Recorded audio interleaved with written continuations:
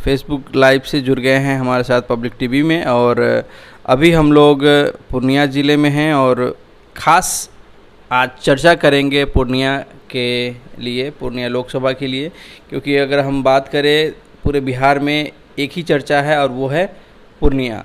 पूर्णिया में हमसे हमारे साथ में जुड़े हैं हमारे साथी आशीष और सर्वेश। हम इनसे बातचीत करेंगे और जानने की कोशिश करेंगे कि पूर्णिया की जनता और पूर्णिया में क्या चल रहा है। सबसे पहले हमारे साथ जुड़ने के लिए आप दोनों का बहुत बहुत धन्यवाद।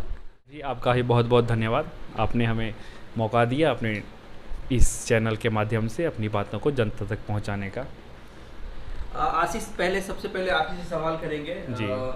क्योंकि हम लोग पूर्णिया के ऊपर चर्चा कर रहे हैं और पूर्णिया लोकसभा में भी मौजूद है, तो हम जानने की कोशिश करेंगे कि क्या चल रहा है पूर्णिया में।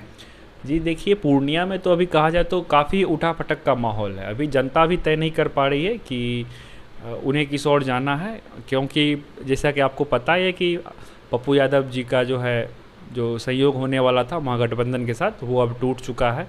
कांग्रेस जो है उन्होंने फाइनली आज प्रेस कॉन्फ्रेंस भी कर ली आरजेडी के साथ विमा भारती के समर्थन में। तो इससे कहा जा सकता है कि पप्पू यादव जी खुद अभी अकेले पड़ चुके हैं, पर उनका एक काफ़ी क्षेत्र विस्तार हो चुका है पूर्णिया में दोबारा। आपको बताते चले कि हम अभी पप्पू यादव लगभग 10 साल से पूर्णिया से गायब रहे हैं, पिछले दो चुनावों से, पर इस बार उनकी रिकवरी के पूरे आसार हैं।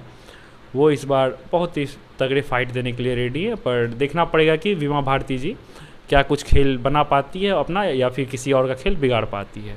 अगला सवाल हम सर्वेश से करेंगे। सर्वेश जी, अगर हम बात करें पप्पू यादव का, उनके राजनीतिक सफ़र का, तो उसे हम कैसे अपने दर्शकों को बता सकते हैं? देखिए, सबसे राजनीतिक सफ़र के ऊपर कुछ बात आप बताएं। जी, सबसे पहले पप्पू यादव जो पूर्णिया में एंट्री हुआ था लोकसभा में 1991 में हुआ था, निर्दलीय प्रत्याशी के तौर पे वो लड़े थे पूर्णिया से।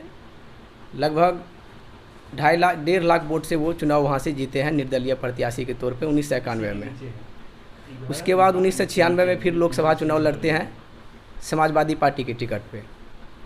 समाजवादी पार्टी के टिकट पे उन्होंने 3.5 लाख वोट, लगभग उतना वोट से जीत दर्ज किए हैं पूर्णिया से। उसके बाद 1999 में भी 2 साल के बाद जो सरकार अटल बिहारी वाजपेयी की थी, गिर गई थी, फिर से आम चुनाव हुआ था, उसमें 1999 में भी उन्होंने चुनाव लड़े, वहाँ भी वो जीत दर्ज किए। वही 1.5 लाख 2 लाख वोट से लगभग वहाँ से वो चुनाव जीते हैं। ये उनके राजनीतिक सफ़र हैं पूर्णिया लोकसभा से। अच्छा, एक चीज़ और आपसे जानने की कोशिश करेंगे कि पप्पू यादव जी इससे पहले कितने बार पूर्णिया से जीत चुके हैं संसदीय? पप्पू यादव जी पूर्णिया से 3 बार लोकसभा जीत चुके हैं, 91 में, 1996 में, 1999 में। अच्छा, अगला सवाल हम आशीष से लेंगे। आशीष जी, मुझे ये बताएं आप कि उनके सामने अभी वर्तमान सांसद जो जदयू के सांसद है संतोष कुशवाहा जी, और महागठबंधन की तरफ से जो विमा भारती जी आए हैं उम्मीदवार के तौर पे, तो कैसा फाइट रहेगा यहाँ पे? क्या हमें त्रिकोणीय फाइट देखने को मिलेगा? देखिए, जहाँ तक बात करते हैं हम लोग फाइट की, तो जब तक विमा भारती परिदृश्य में नहीं थी तो फाइट तो फिर पप्पू यादव भर से संतोष कुशवाहा ही चल रहा था सभी लोगों के बीच। कुछ लोग एनडीए के साथ थे और बहुत पप्पू यादव ने भी अपना एक अच्छा खासा क्षेत्र विस्तार किया था, जनताओं के बीच अपनी बात पहुंचाई थी। आपको बताते चले कि उन्होंने 9 मार्च को ही प्रणाम पूर्णिया नामक एक रैली किया था, जिसमें कि हज़ारों लाखों की संख्या में भीड़ जुटी थी, पूर्णिया पूरा जाम हो गया था। तो जिससे हम लोग ये अंदाज़ा लगा सकते हैं कि उनकी भी एक अच्छी खासी पहुँच जनता के बीच हो चुकी है। जनता उनको सुनना चाहते, जनता उन्हें चुनना चाहती है। और अभी फ़िलहाल देखा जाए तो जब से विमा भारती जी परिदृश्य में आई है, तो जनता के बीच सिर्फ एक ही चर्चा है कि विमा भारती और कुछ नहीं करेगी सिवाय पप्पू यादव जी के वोट बैंक में सेंध मारने के अलावा। तो उनका अगर देखा जाए तो उनका कोई ख़ास पूर्णिया में कोई क्षेत्र विस्तार भी नहीं है। वो सिर्फ और सिर्फ अपने ग्रुपौली एक विधानसभा क्षेत्र तक सीमित है। वहाँ की वो राजनीति करती आई हैं अपने पति अवधेश मंडल जी के साथ मिल करके, और वहाँ से ही शायद उनकी बेटी भी इस बार जिला परिषद अध्यक्ष भी है। तो यही है सर अभी परिदृश्य। अगला सवाल हम सर्वेश जी से लेना चाहेंगे। सर्वेश जी, हम ये जानना चाहते हैं कि ये जो राजनीतिक उठापटक हुआ, पहले पप्पू यादव की पार्टी जो थी वो कांग्रेस में विलय कराया गया, फिर उसके बाद में एक घोषणा हुआ कि भाई हम पूर्णिया से लड़ेंगे महागठबंधन की तरफ से। उससे पहले सोशल मीडिया पे हमने तस्वीरें देखी कि पप्पू यादव जी लालू जी से मिलने जाते हैं, तेजस्वी जी से बात होती है, तो जितने भी कार्यकर्ता थे महागठबंधन के वो यही सोच रहे थे कि महागठबंधन की तरफ से ही पूर्णिया से पप्पू यादव लड़ेंगे। लेकिन अचानक से ये जो उलटफेर हुई है, इसको आप कैसे देख रहे हैं? देखिए, सबसे पहले जो लालू यादव से और तेजस्वी यादव से उसके आवास पे मिलने गए थे, तो कुछ सूत्रों के हवाले से सूचना मिली है कि ये उनको दिया गया था मधेपुरा या सुपौल लड़ने को कहा गया था वहाँ से। तो इस बाबत पप्पू यादव जो है वहाँ पे उसका बात नहीं बनी, तो फिर वो कांग्रेस आलाकमान से मिले और पार्टी का विलय करवाए। तो वहाँ से जो उनको आश्वासन मिला था कि पूर्णिया हम लोग लेंगे और पूर्णिया आप लड़िएगा, लेकिन इसी बीच पता नहीं क्या हुआ, महागठबंधन में वो सीट राजद अपने पास रख ली और उसको जो है वहाँ से पूरा कोसी सीमांचल से कांग्रेस को कहीं से सीट नहीं मिला। तो अभी यही इसका कितना इसका नुकसान राजद को हो सकता है या फिर कोई नुकसान नहीं होगा? मुझे लगता है कहीं ये पूरा कोसी सीमांचल में इसको राजद को नुकसान का सामना करना पड़ेगा। 5-6 लोकसभा है जिसमें उसको हार का सामना करना पड़ेगा पप्पू यादव के बगैर, वो जो किनारा करके लड़ रहे हैं। मानते हैं कि आपके हिसाब से क्या होना चाहिए कि क्या ये मतलब पप्पू यादव जी के राजनीतिक सफ़र को रोकना या फिर उसको नुकसान पहुंचाने के इरादे से ऐसा किया गया है? जी, कहीं न कहीं उसको रोकने का ही प्रयास किया गया है, ये महागठबंधन के द्वारा या आरजेडी के द्वारा उनको रोकने का कोशिश किया गया है कि चाहे वो जो है आम जनता के लिए हमेशा लड़ते हैं, कहीं भी हो, कोरोना हो या चाहे पटना का बाढ़ हो, कहीं भी वो जनता के बीच सबसे जल्दी पहुंचने वाले नेता है। पुलिस से भी पहले वो पहुंच जाते हैं कोई भी काम में। हाल ही में वो पूर्णिया में एक रैली भी किए हैं, जिन्होंने आशीष जी बताए हैं, काफ़ी संख्या में वहाँ भीड़ जुटी थी। कहीं न कहीं वही देख करके सारी जो पार्टी है घबरा गई थी, तो उसी में आरजेडी ने उसका टिकट काट दिया है। तो इसका बहुत बड़ा नुकसान होगा 5-6 लोकसभा में। जातीय समीकरण क्या है यहाँ पे पूर्णिया में?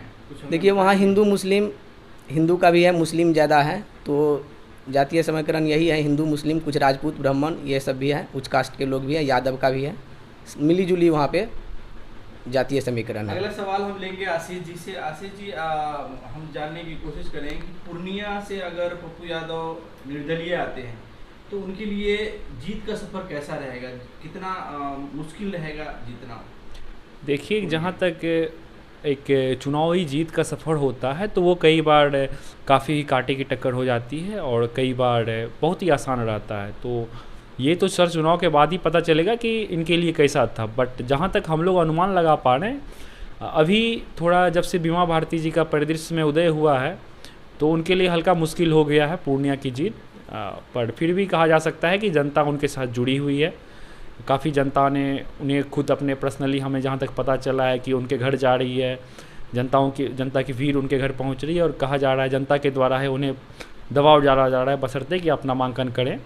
आप 2 अप्रैल या 4 अप्रैल को शायद वे नामांकन भी कर सकते हैं। उन पे जनता के द्वारा ही दबाव बनाया जा रहा है। आपने पिछले दिनों देखा होगा कि जनता उन्हें सड़क पर घेर के बैठ गई थी कि आप दिल्ली ना जाएं, आपको उधर रखा जा सकता है, नज़रबंद किया जा सकता है।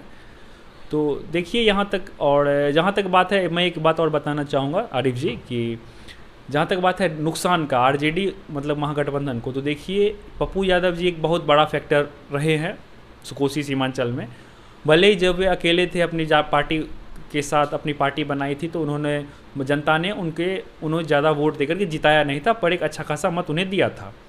और जब से महागठबंधन ने उनके साथ ऐसा व्यवहार किया है, जनता के बीच एक सहानुभूति लहर भी आई है जो कि एक अच्छा खासा इफेक्ट डाल सकती है जनता के बीच। और जहाँ तक देखा जाए, अगर मान लीजिए पप्पू यादव थोड़े गुस्से में आते और कहते कि हम महागठबंधन के खिलाफ हम प्रचार करेंगे और वे कोसी सीमांचल में दौड़ा करने लगते हैं, तो इससे वो एक डेंट पहुंचा सकते हैं अपने महागठबंधन के उम्मीदवारों के खिलाफ। एक सवाल और आपसे आशीष जी हम जानने की कोशिश करेंगे कि जैसा कि कुछ दिनों पहले हमने सोशल मीडिया के एक्स प्लेटफॉर्म पे उनका एक ट्वीट देखा था कि मर जाएंगे पर पूर्णिया से नहीं जाएंगे, और उसके बाद उन्होंने एक और ट्वीट किया था कि हम पूर्णिया जीतेंगे और राहुल गांधी को प्रधानमंत्री बनाएंगे। तो जानना ये चाहते हैं कि क्या इस परिस्थिति में भी कांग्रेस पार्टी पप्पू यादव को वहाँ पे समर्थन देगी?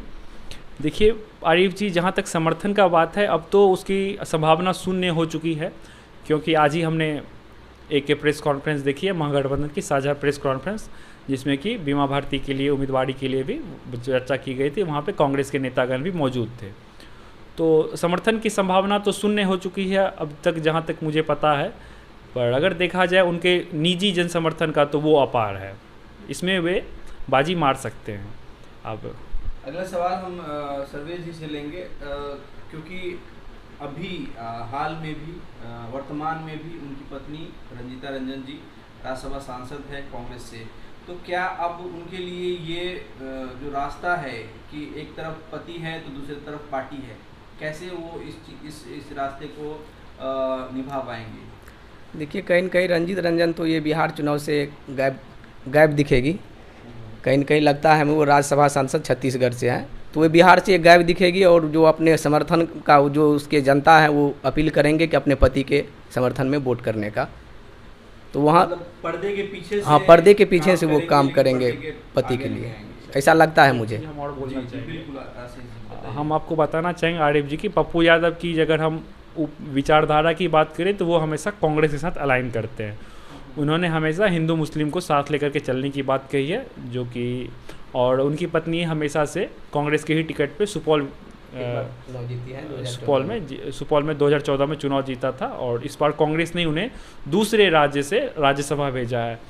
जहाँ तक देखने वाली बात है कि अगर कोई भी पार्टी किसी अपने उम्मीदवार को किसी दूसरे राज्य से राज्यसभा भेजती है तो वो आदमी, वो नेता उस राज्य के लिए या उस पार्टी के लिए एक महत्वपूर्ण नेता होता है, तो ही ऐसा किया जाता है। जैसा कि आप देखते आ रहे हैं कि जब भी राज्यसभा भेजा जाता है तो राज्य के ही उम्मीदवारों को भेजा जाता है। जैसे कि अभी रंजीता रंजन जी कांग्रेस की उम्मीदवार थी और उनको छत्तीसगढ़ से भेजा गया, तो ये इंडिकेट करता है कि कांग्रेस में रंजीता रंजन जी की एक अच्छी खासी पहुंच है, उनको एक अच्छा खासा नेत्री माना जाता है। लेकिन यहाँ पे भी देखिए क्या समीकरण बन रहा है कि पप्पू यादव जी को अकेले छोड़ दिया गया है। अंदर की बातें तो अंदर में ही रह जाती हैं। एक सवाल और हम इसके साथ में जोड़ना चाहते हैं कि जैसे कि हम लोगों ने महाराजगंज भी कवर किया था, वहाँ पे भी लोगों से बात की थी जी। तो महाराजगंज में जो लहर दिख रहा था फिर या फिर जो कार्यकर्ता की जो मांग दिख रही थी वो ये दिख रही थी कि वहाँ से रणधीर सिंह जी जो हैं इनके पूर्व सांसद प्रभुनाथ जी के जो लड़के हैं उनकी दावेदारी थी, और ये महागठबंधन की जो सीट शेयरिंग थी इसमें वो कांग्रेस को चला गया जी। तो ये क्या कह सकते हैं, इसको कैसे देखते हैं आप? देखिए, ये कहीं ना कहीं तेजस्वी यादव को एक बड़े नेता बने रहने देने के लिए लालू यादव जी का चाल हो सकता है, जहाँ तक मैं साफ तौर पे देख पा रहा हूँ। देखिए, कोई भी एक जो समझदार नेता होता है वो हमेशा चाहता है कि उसके आसपास के सभी जो छोटे बड़े नेतागण हैं वो उनके टक्कर में ना खड़े हो पाए। अगर एक समझदार राजा भी जो है कभी अपने वजीर को अपने से ज़्यादा बड़ा नहीं होने देता या अपने से ज़्यादा ताकतवर नहीं होने देता है, वो हमेशा कोशिश करता है कि उसके वजीर हमेशा इतने ही उनके पास शक्ति रहे कि वो उनके लिए खतरा ना बने। तो बस ये एक राजनीतिक तैयारी भी है तेजस्वी जी को मुख्यमंत्री पद का चेहरा बनाने के लिए। वो हमें लालू जी हमेशा ये श्योर करना चाहते हैं कि उनके ऊपर कोई खतरा ना आए, वो एकमात्र विपक्ष के नेता बने रहे बिहार में। तो इससे हम एक चीज़ और जानना चाहेंगे कि इससे क्या, जैसे अगर हम बात करें अभी अगर पाले में राजद की जो गेंद है वो राजद के पाले में है, अगर विधानसभा में यही जो लोकसभा के जो नेता है अगर ये बागी हो जाए तो इससे राजद को भी नुकसान पहुंच सकता है विधानसभा के चुनाव में? बिल्कुल पहुंच सकता है, और काफ़ी बड़े पैमाने पे पहुंच सकता है, क्योंकि इन नेताओं का अपना जनाधार है। अगर इनकी पार्टी इनका साथ नहीं भी देती है तो भी ये अपने जनाधार पे बहुत कुछ कर सकते हैं। कम से कम इतना तो ज़रूरी कर सकते हैं कि हम किसी को जिता नहीं सकते हैं तो हम उसे हरा देंगे। इनका जनाधार इतना तो ज़रूर है। जैसे कि चिराग पासवान जी ने अपना जनाधार दिखाया था बीते विधानसभा चुनाव में, जब उन्होंने नीतीश कुमार के खिलाफ 40 अपने उम्मीदवार उतारे थे। और आपको पता ही है कि उस बार क्या स्थिति हुआ था नीतीश कुमार का। तो कोई नेता जिनका अपना जनाधार हो वो अगर किसी को जिता नहीं सकता है तो वो ज़रूर हरा सकता है। तो ये सारे नेता उसी कैटेगरी से आते हैं कि हम तुमको जिता नहीं सकते हैं तो तुमको हरा जरूर देंगे। तो ये मान के चले कि अगर अभी लोकसभा के बाद की बात करें जो विधानसभा चुनाव आने वाला है जी, तो इसमें रिवेंज वाले रोल में देखने को मिलेंगे पप्पू यादव या रणधीर सिंह या जितने भी अभी जी। देखिए, जहाँ तक आप रणधीर सिंह, हिना साहब, पप्पू यादव का बात कर रहे हैं तो इन सभी की कोई राइवलरी नहीं थी आरजेडी के साथ में, पर आरजेडी ने इन्हें अपना राइवल बनाया, इनको अपना दुश्मन घोषित किया हुआ है। तो हो सकता है कि ये तीनों अगर एक साथ भी आ गए या इसी चुनाव में अगर एक साथ आ गए तो काफ़ी बड़े पैमाने पे आरजेडी को डेंट पहुंचा सकते हैं। वैसे भी आरजेडी की स्थिति खराब है, उनके सांसद की संख्या 0 है। आखिरी सवाल हम लेना चाहेंगे सर्वेश जी से। सर्वेश जी, क्या हम मान के चले कि ये जो चुनाव है, लोकसभा का चुनाव है, ये पप्पू यादव जी के राजनीतिक सफ़र का आखिरी चुनाव होगा? ऐसा तो मान के नहीं चला जा सकता है। ये पूर्णिया में बीते 1 साल से जो मेहनत किए हैं, हमको जहाँ तक लगता है पूर्णिया से निर्दलीय जनता समर्थित उम्मीदवार के तौर पे भी जीत दर्ज करेंगे। मार्जिन थोड़ा कम हो सकता है, लेकिन ये आखिरी चुनाव उनका नहीं हो सकता है। वो आगे भी चुनाव में बने रहेंगे और पूर्णिया से मुझे जहाँ तक लगता है वो सांसद बनेंगे। हमसे जुड़ने के लिए आप दोनों साथियों का बहुत बहुत धन्यवाद। जी धन्यवाद।